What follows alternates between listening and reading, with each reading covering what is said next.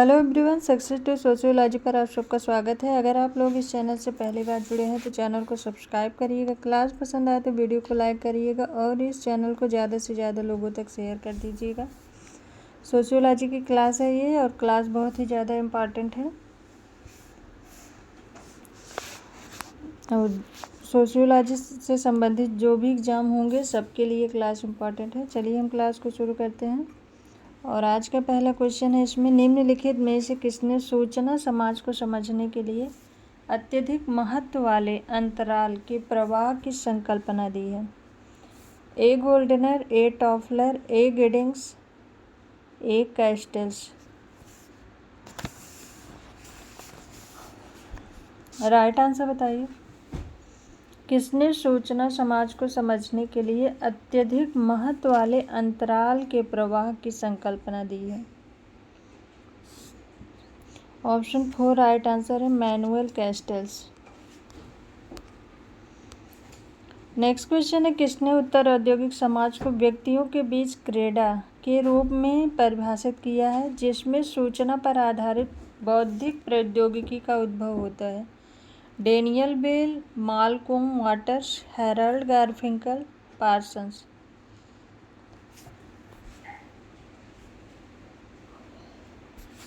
Right answer बताइए। किसने उत्तर औद्योगिक समाज को व्यक्तियों के बीच क्रीड़ा के रूप में परिभाषित किया है जिसमें सूचना पर आधारित बौद्धिक प्रौद्योगिकी का उद्भव होता है?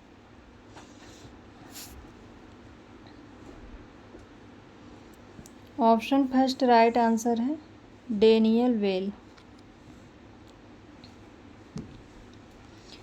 नेक्स्ट क्वेश्चन है, निम्नलिखित में से कौन सी एक लोक समाज की विशेषता नहीं है?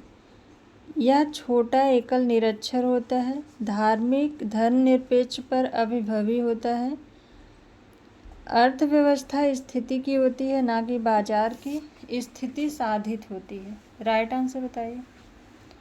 कौन लोक समाज की विशेषता नहीं है?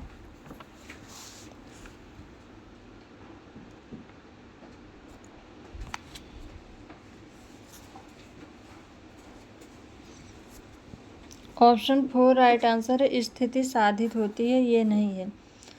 प्रोफेसर रॉबर्ट रेडफील्ड के अनुसार ऐसे समाज में व्यवहार का रूप पारंपरिक, स्वतः स्फूर्त, अतार्किक तथा व्यक्तिगत होता है। बौद्धिक लक्ष्यों के लिए ऐसे समाज में प्रयोग, परीक्षण तथा चिंतन का अभाव होता है। नेक्स्ट क्वेश्चन है, अतिरिक्त आर्थिक बाध्यकारिता के माध्यम से वेशी का विनियोजन निम्नलिखित में से किन समाजों की विशेषता है? पूंजीवादी समाज, सामंती समाज, प्राचीन समाज। 1 और 2, 1 और 3, 2 और 3, 1, 2 और 3। राइट आंसर बताइए।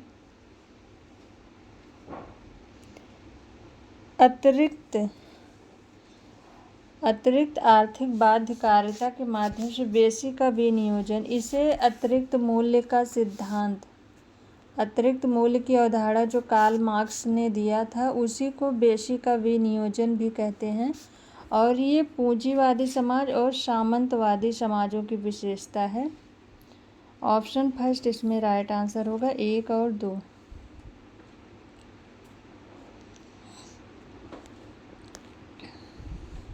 नेक्स्ट क्वेश्चन है, वह कौन सी आर्थिक व्यवस्था है जिसमें प्रविधिज्ञ और व्यावसायिक सर्वश्रेष्ठ सामाजिक समूह होते हैं जिसमें सेवा उद्योग, निर्माण उद्योग की अपेक्षा अधिक महत्वपूर्ण होते हैं? उपलब्धि प्रवण समाज, समाजवादी समाज, उत्तर औद्योगिक समाज, उत्तरवर्ती पूंजीवादी समाज।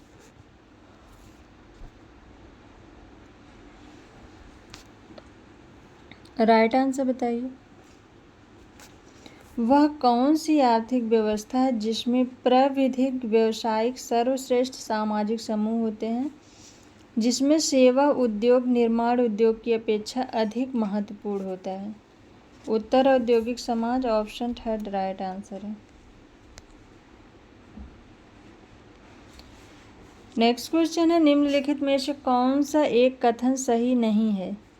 गलत कथन बताना है इसमें। सामाजिक परिवर्तन अनिवार्यतः एक परिवर्तन की प्रक्रिया है जिसमें परिवर्तन की गुणवत्ता का कोई प्रश्न नहीं जुड़ा है। सामाजिक परिवर्तन एक मूल्यवाही संकल्पना है। सामाजिक परिवर्तन अपने दायरे और गति से भिन्न हो सकता है। सामाजिक परिवर्तन अंतर्जात बहिर्जात स्रोतों से प्रारंभ हो सकता है। कौन सा एक कथन सही नहीं है? राइट आंसर क्या होगा? राइट आंसर बताइए।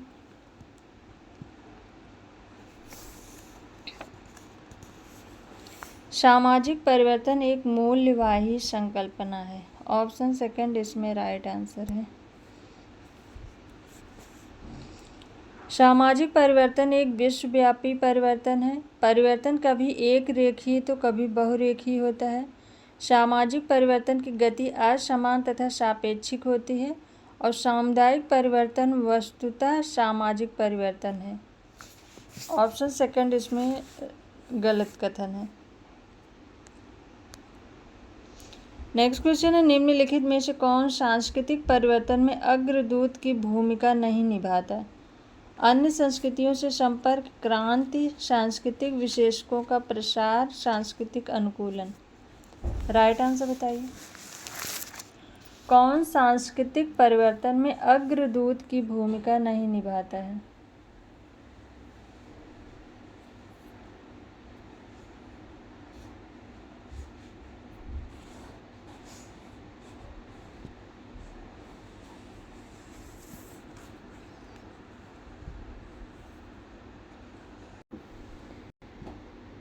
ऑप्शन 4 इसमें राइट आंसर है। सांस्कृतिक अनुकूलन ये सांस्कृतिक परिवर्तन में भूमिका नहीं निभाता है। ऑप्शन 4 इसमें राइट आंसर है। नेक्स्ट क्वेश्चन है, निम्नलिखित में से कौन सा एक पद युग्म सांस्कृतिक परिवर्तन को इंगित करता है? सांस्कृतिक विशेषक एवं सांस्कृतिक सम्मिश्रण, सांस्कृतिक प्रतीक एवं सांस्कृतिक लोकाचार, परसंस्कृत ग्रहण एवं विसरण, सांस्कृतिक सापेक्षवाद एवं निर्जात केंद्रितता। कौन सा एक पद युग्म सांस्कृतिक परिवर्तन को इंगित करता है? ऑप्शन थर्ड इसमें राइट आंसर है। परसंस्कृतिक ग्रहण एवं विसरण। नेक्स्ट क्वेश्चन है, भूमिका द्वंद्व कब उत्पन्न होता है? जब कोई बहुल भूमिकाएं निष्पादित करता है, जब किसी की भूमिका ठीक से निर्धारित न हो, जब निर्धारित भूमिका किसी की स्थिति के अनुरूप हो, उपर्युक्त तीनों। राइट आंसर बताइए। भूमिका द्वंद्व कब उत्पन्न होता है?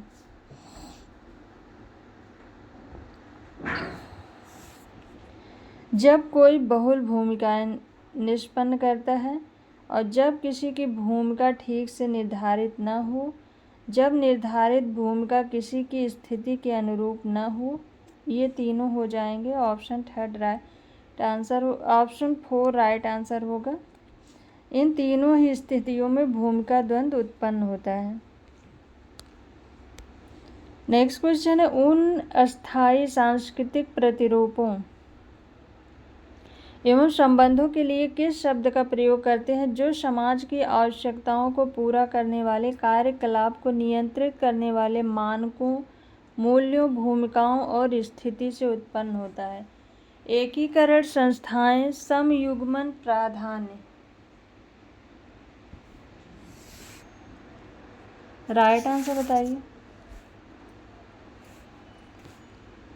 उन अस्थायी, क्वेश्चन में पूछा उन अस्थायी सामाजिक प्रतिरूपों एवं संबंधों के लिए किस शब्द का प्रयोग करते हैं जो समाज की आवश्यकताओं को पूरा करने वाले कार्यकलाप को नियंत्रित करने वाले मानकों, मूल्यों और भूमिकाओं और स्थिति से उत्पन्न होता है? ऑप्शन सेकंड राइट आंसर होगा, संस्थाएं।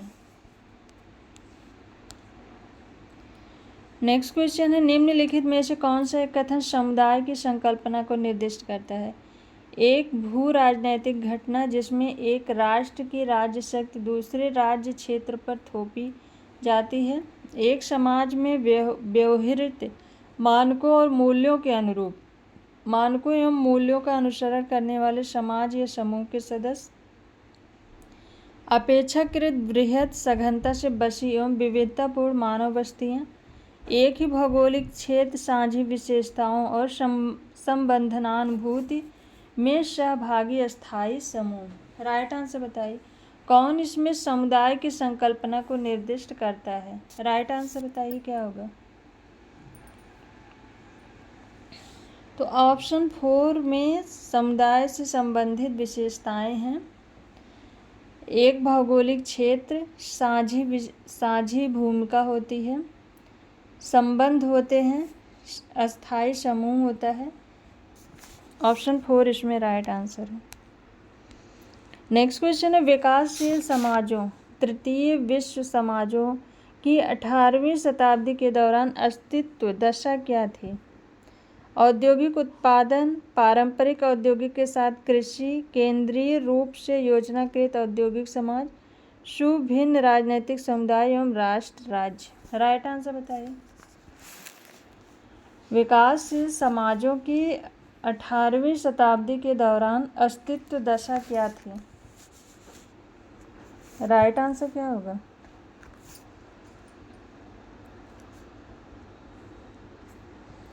राइट आंसर है इसमें ऑप्शन 2, पारंपरिक औद्योगिक के साथ कृषि।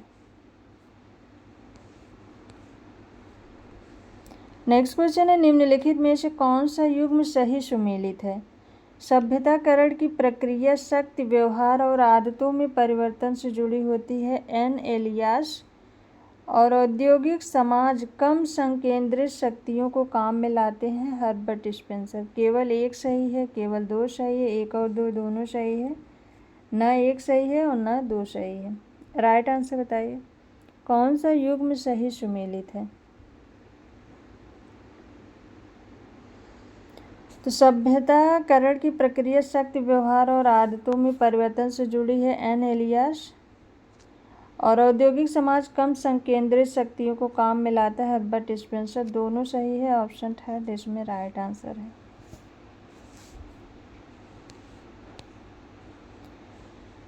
अगला क्वेश्चन है, इसमें निम्नलिखित कथनों पर विचार करना है। भाषा और संस्कृति के बीच संबंध के अध्ययन की विभिन्न समाजों की संज्ञान प्रक्रियाओं के बोध तक पहुँचाने में शायद ही कोई भूमिका होती है। भाषा नए विचारों और प्रौद्योगिकियों को आत्मसात करने के साधन के रूप में अनुकूल रूप से कार्य नहीं करती। केवल 1, केवल 2, 1 और 2 दोनों, न 1 न 2।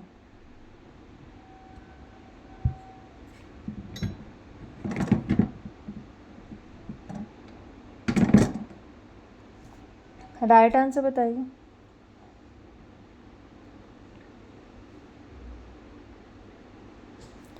भाषा और संस्कृति के बीच संबंध के अध्ययन की विभिन्न समाजों के संज्ञान प्रक्रियाओं के बोध तक पहुंचाने में शायद ही कोई भूमिका, शायद नहीं बल्कि भाषा और संस्कृति की भूमिका होती है। ये ऑप्शन गलत हो जाएगा। भाषा नए विचारों प्रौद्योगिकियों को आत्मसात करने के साधन के रूप में अनुकूल रूप से कार्य नहीं करती, तो कार्य करती है, ये भी ऑप्शन गलत है। इसमें ऑप्शन 4 राइट आंसर है। न कथन 1 सही है और न कथन 2 सही है। नेक्स्ट क्वेश्चन है, इसमें निम्नलिखित में से कौन से कथन सांस्कृतिक ग्रहण की संकल्पना को निर्दिष्ट करता है? विभिन्न सांस्कृतिक परंपराओं वाले व्यक्ति समूहों को आपस में संपर्क होना और परिणाम स्वरूप उनका अपने मूल सांस्कृतिक प्रतिरूपों में परिवर्तन महसूस करना। सेकंड कथन है, एक ऐसी स्थिति जो तब घटित होती है जब प्रौद्योगिकी आविष्कार, युक्ति या प्रक्रिया में तो विकास होता है किंतु सामाजिक व्यवस्था इन परिवर्तनों के साथ साथ विकसित नहीं हो पाती। केवल 1, केवल 2, 1 और 2 दोनों, न 1 न 2। राइट आंसर बताइए क्या होगा?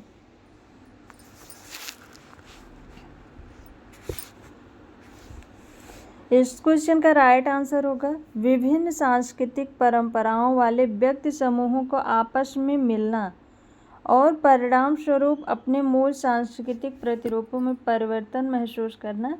ये संस्कृति ग्रहण को ये दर्शाता है। ये ऑप्शन सही है। और एक ऐसी स्थिति जो तब घटित होती है जब प्रौद्योगिकी आविष्कार के कारण विकास होता है, लेकिन सामाजिक व्यवस्था एवं परिवर्तन के साथ साथ विकसित नहीं होती। ये सांस्कृतिक पिछड़ापन को कथन सेकंड जो इसमें दिया है, ये सांस्कृतिक पिछड़ापन को बता रहा है कि कैसे भौतिक संस्कृति आगे निकल जाती है और अभौतिक संस्कृति पीछे रह जाती है। तो इसका राइट आंसर होगा ऑप्शन फर्स्ट, केवल एक ऑप्शन सही है। नेक्स्ट क्वेश्चन है, नृजात केंद्रवाद शब्द निम्नलिखित में से किस एक ने दिया? गेडिंग्स, समनर, दुर्खीम, मैक्स वेबर। नृजात केंद्रवाद शब्द, नृजात केंद्रवाद शब्द ग्राहम समनर ने दिया है। ऑप्शन इसमें होगा second right answer. Next question है, इसमें नृजात केंद्रितता व्यक्तियों की वह प्रवृत्ति है जिसमें वे आंकते हैं अपने स्वयं की संस्कृति को अन्य संस्कृतियों के संदर्भ में, अन्य की संस्कृतियों को अपने स्वयं की संस्कृति के संदर्भ में, यह विश्वास रखते हैं कि यह अन्य संस्कृति से श्रेष्ठ है, अन्य समाजों को उन समाज में विद्यमान मूल्यों के संदर्भ में, और अपने स्वयं के समाज को शारीरिक एवं सामाजिक संपर्क पर लगाए गए निरोधों के संदर्भ में। कौन सा इसमें ऑप्शन ऐसा है जो नृजात केंद्रितता को दर्शा रहा है? राइट आंसर बताइए।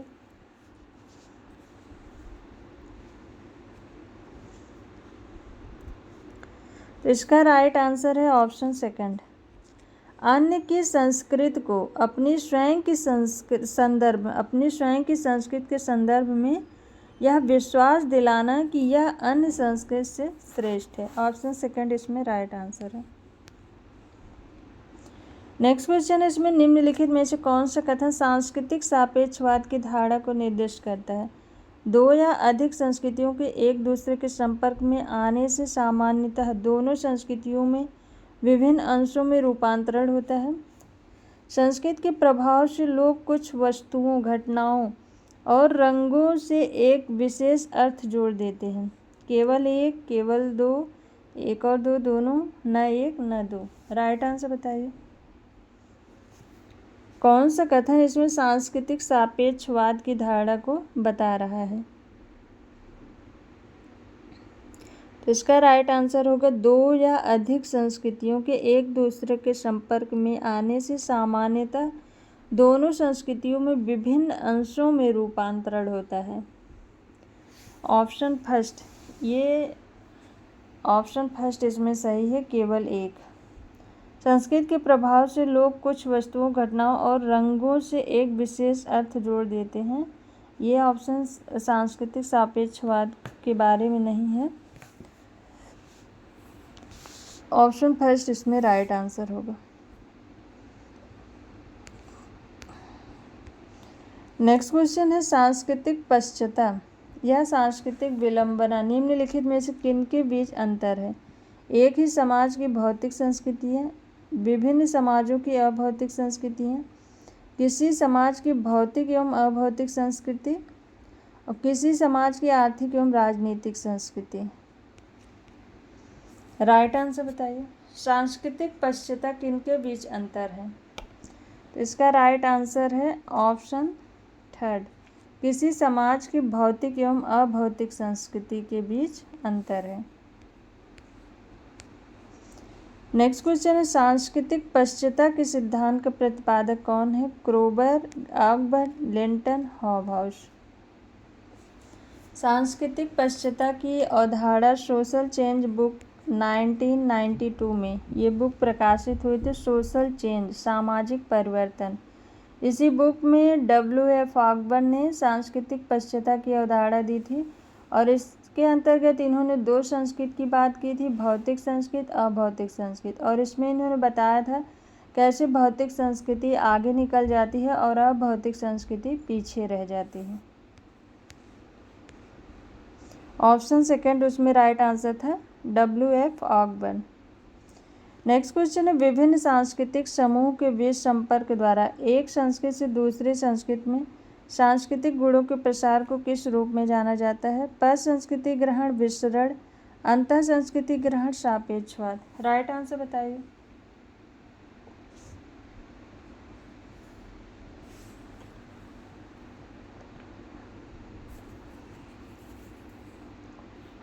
विभिन्न सांस्कृतिक समूह के बीच संपर्क द्वारा एक संस्कृति से दूसरी संस्कृति में सांस्कृतिक गुणों के प्रसार को किस रूप में जाना जाता है?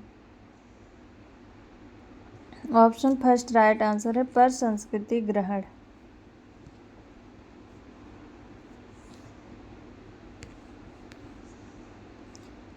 नेक्स्ट क्वेश्चन सुमेलित करना है। वर्ग का प्रभावकारिता सिद्धांत, वर्ग स्थिति एवं पक्ष, वर्ग का व्यवसाय, सांस्कृतिक एवं आर्थिक पूंजी। और दूसरी तरफ विचारक हैं और ऑप्शन दिए गए हैं 2 4 1 3 3 1 4 2 2 1 4 3 3 4 1 2। राइट आंसर बताइए क्या होगा। इस क्वेश्चन का राइट आंसर है वर्ग का प्रभावकारिता सिद्धांत। ये है Erik Olin Wright. Option second. वर्ग स्थिति एवं पक्ष की बात की है, वर्ग स्थिति एवं पक्ष की बात मैक्स वेबर ने की है। ऑप्शन 4। वर्ग का व्यवसाय, ये है जॉन गोल्डथोर्पे का। सांस्कृतिक एवं आर्थिक पूंजी पियरे बोर्दियू का है। तो ऑप्शन इसमें 2 4 1 3 2 4 1 3। ऑप्शन फर्स्ट इसमें राइट आंसर है। वर्ग का प्रभावकारिता सिद्धांत एरिक ओलिन राइट का है। वर्ग परिस्थिति एवं पक्ष की बात मैक्स वेबर ने की है। वर्ग का व्यवसाय की बात जॉन गोल्डथोर्प ने की है। सांस्कृतिक एवं आर्थिक पूंजी की बात पियरे बोर्दियू ने की है। ऑप्शन फर्स्ट इसमें राइट आंसर है। नेक्स्ट क्वेश्चन है निम्नलिखित में से कौन सी द्वितीयक समूह की प्रमुख विशेषताएं हैं? सदस्यों के अंतरंग एवं सहकारी संबंध होते हैं। इनके सदस्यों में एक दूसरे के अपेक्षाकृत सीमित, औपचारिक और निर्वैयक्तिक संबंध होते हैं। यह सामान्यतः एक विशिष्ट या विशेषज्ञता प्राप्त समूह होता है जिसमें सुपरिभाषित श्रम विभाजन होता है। 1 2 2 3 1 3 1 2 3। राइट आंसर बताइए। राइट आंसर क्या होगा?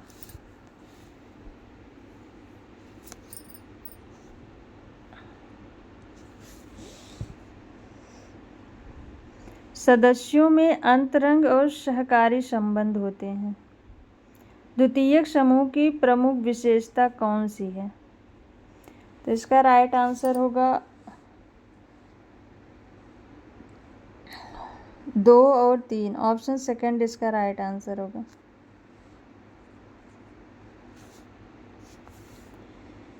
सदस्यों में अंतरंग और सहकारी संबंध होते हैं, ये प्राथमिक समूह की विशेषता है, ये गलत हो जाएगा। और द्वितीयक समूह में अपेक्षाकृत ये सीमित होता है, औपचारिक होता है, निर्वैयक्तिक संबंध होते हैं, ये सही है। यह सामान्यतः एक विशिष्ट विशेषज्ञता प्राप्त समूह है जिसमें सुपरिभाषित श्रम विभाजन होता है। 2 और 3 सही है। ऑप्शन सेकंड इसमें राइट आंसर है। नेक्स्ट क्वेश्चन, इसमें निम्नलिखित में से कौन सा प्राथमिक समूह की संकल्पना को निर्दिष्ट करता है? ऐसा सामाजिक समूह जिसमें सदस्य बारंबार एक दूसरे से प्रत्यक्ष मिलते हैं और अन्योन्य क्रिया करते हैं तथा एक दूसरे के बारे में अंतरंगता से जानते हैं और आपस में भावात्मक संबंध रखते हैं। प्राथमिक समूह के बारे में बताना है। कौन सा इसमें 2 कथन दिया है, कौन सा कथन प्राथमिक समूह के बारे में है? सेकंड कथन है एक समूह या कोटि जिसमें लोग अपना और अपने व्यवहार का मूल्यांकन संबंध रखते हैं। केवल 1 सही है, केवल 2 सही है, 1 और 2 सही है, न 1 सही है न 2 सही है। राइट आंसर बताइए।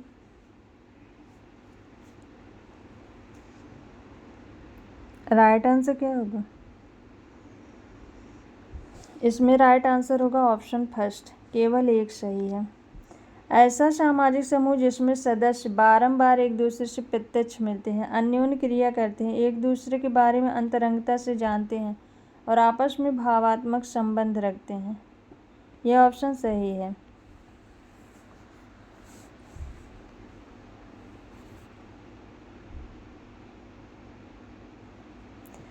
और एक समूह या कोटि जिसमें लोग अपना और अपने व्यवहार का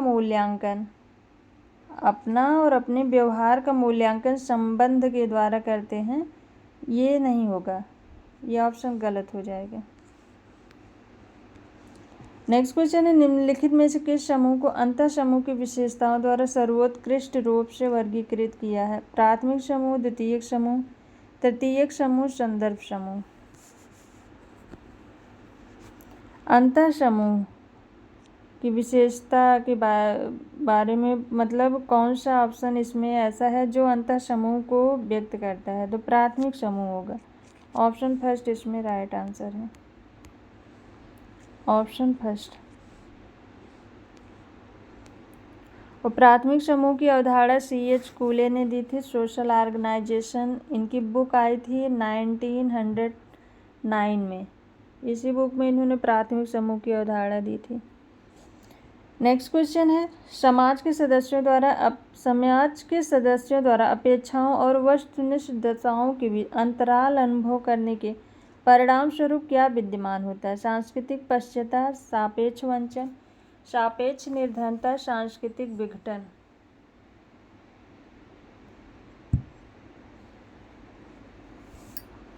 राइट आंसर बताइए।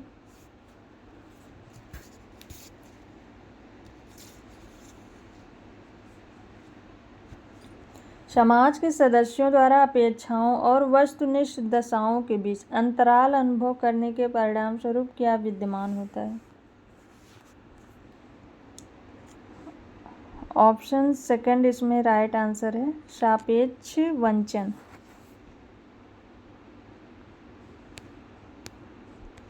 नेक्स्ट क्वेश्चन है, विष सदृश सामाजिक समूहों के बीच मूल्यों एवं संसाधनों के लिए संघर्ष को क्या कहते हैं? सामाजिक नियंत्रण, सामाजिक विघटन, सामाजिक द्वंद्व, सामाजिक परिवर्तन। राइट आंसर बताइए। विष सदृश सामाजिक समूहों के बीच मूल्यों एवं संसाधनों के बीच संघर्ष को सामाजिक द्वंद्व कहते हैं। ऑप्शन थर्ड इसमें राइट आंसर है।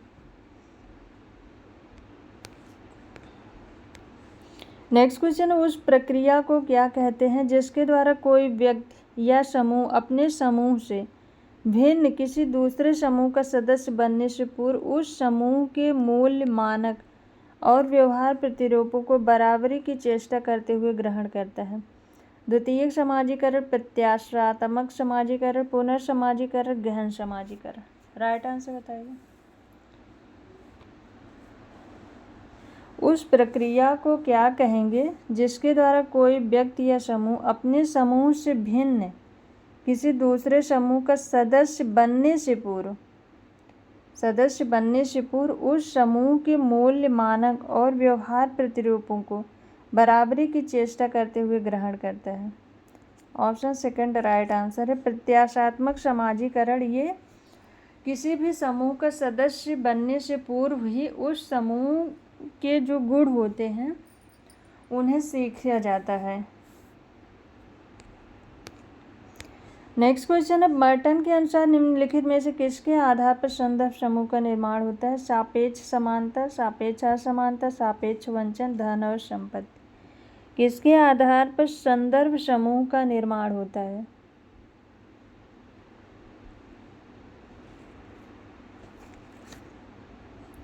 इसमें राइट आंसर होगा ऑप्शन थर्ड, सापेक्ष वंचन। द अमेरिकन सोल्जर बुक में तुलनात्मक अभाव की अवधारणा का प्रयोग किया गया है। सापेक्ष वंचन, ऑप्शन थर्ड इसमें राइट आंसर है। नेक्स्ट क्वेश्चन है, प्रकारवादी सिद्धांत में शब्द सामाजिक एकीकरण मूलभूत है, वह किस स्वरूप का वर्णन करता है? उत्पादक बलों के समावेशक स्वरूप का, किसी व्यवस्था की इकाई के स्वरूप का ताकि इकाइयाँ सामूहिक रूप से कार्य करें, किसी संरचना के विभिन्न भागों के बीच संबंध के स्वरूप का, नागरिकता के अधिकार और अवसर की क्षमता संस्थापित करने के स्वरूप का। राइट आंसर बताइए। राइट आंसर क्या होगा? प्रकारवादी सिद्धांत में शब्द सामाजिक एकीकरण मूलभूत है, वह किस स्वरूप का वर्णन करता है? ऑप्शन सेकंड राइट आंसर है, किसी व्यवस्था की इकाई के स्वरूप का ताकि इकाइयाँ सामूहिक रूप से कार्य करें। ऑप्शन सेकंड इसमें राइट आंसर है। सो आज की ये क्लास यहीं तक। आई होप आप सबको ये क्लास पसंद आए। क्लास पसंद आए तो वीडियो को लाइक, शेयर एंड सब्सक्राइब करिएगा और किसी क्वेश्चन में डाउट हो तो कमेंट करके ज़रूर बताइएगा। और आप लोगों का एग्ज़ाम कैसा गया कमेंट करके बताइएगा। Thank you.